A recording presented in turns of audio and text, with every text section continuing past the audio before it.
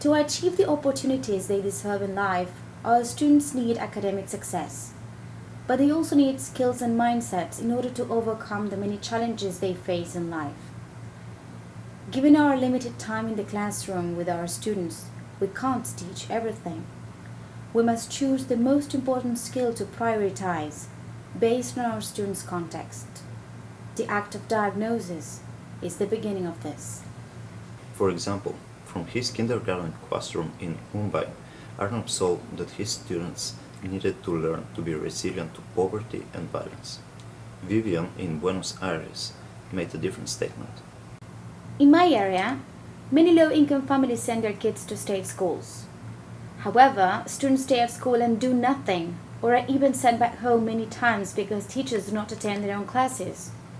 Teachers and cleaners go on strikes, schools are closed for health reasons, among other things.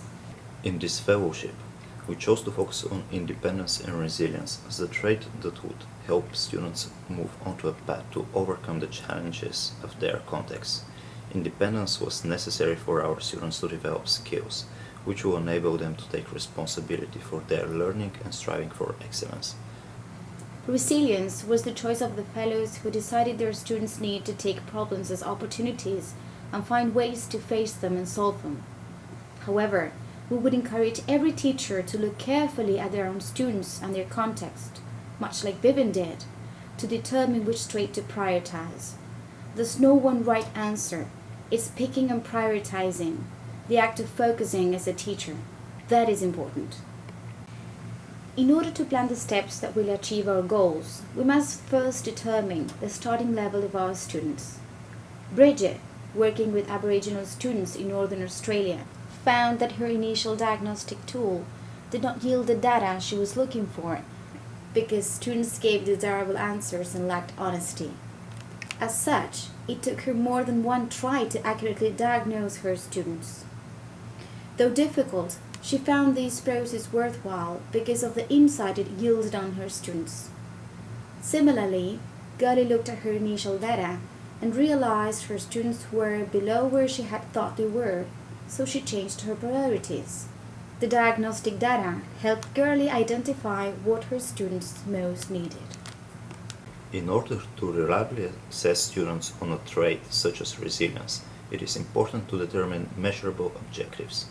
This allows you to measure the same things and track progress objectively over time. Measurable objectives could be test scores, homework completions, the number of questions a student asks in class, etc. Another important way to assess students on a given trait is by implementing self-assessment tools such as student surveys, interviews, or reflection diaries.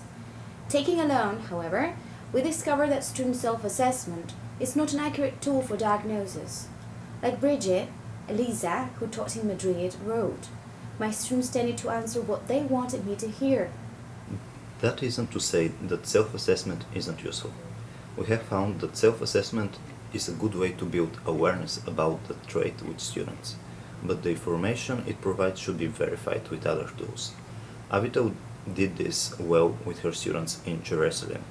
She added indicators such as test scores, focus group interviews, and interviews with parents in order to give her a better picture of how her students were doing. Once the initial assessment is complete, the next step is to outline our priorities and goals.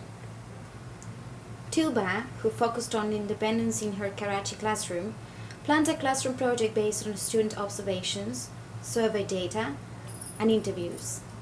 The project aimed to have students do the following: attempt the required academic content, set a goal for their desired growth, make significant progress along the planned academic trajectory, track their academic progress, find resources when needed, find solutions to unanticipated problems, take initiative. As indicated, Tiba makes very specific priorities, which helped her construct her methodology and eventually determine the indicators she used to track her progress along the way. Once we had clear, measurable objectives for building traits to help our students stay on the path of transformational change, we wanted to make sure we were actually moving students in that direction. To do this, we chose indicators to measure our progress along the way. Such indicators needed to be measurable and measured in different ways for verification purposes. With non-academic skills, where our goal was to see students apply the trait in real life, we wanted to make sure our measurements were not constrained by the classroom walls. Elisa illustrates an aspect of this in the following way.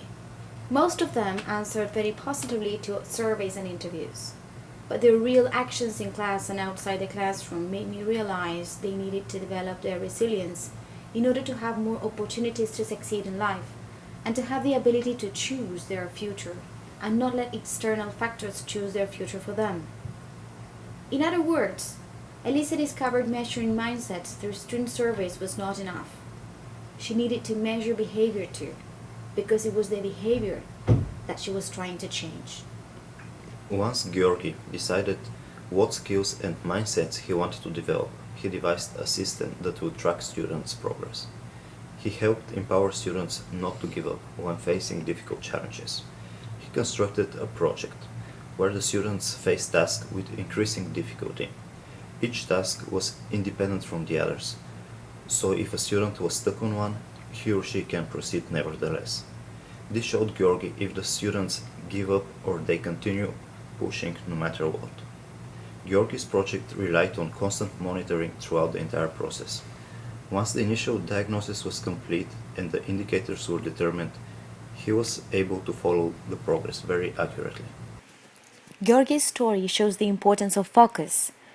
Without focus, he would not have diagnosed, monitored progress, or developed the methodology that he did.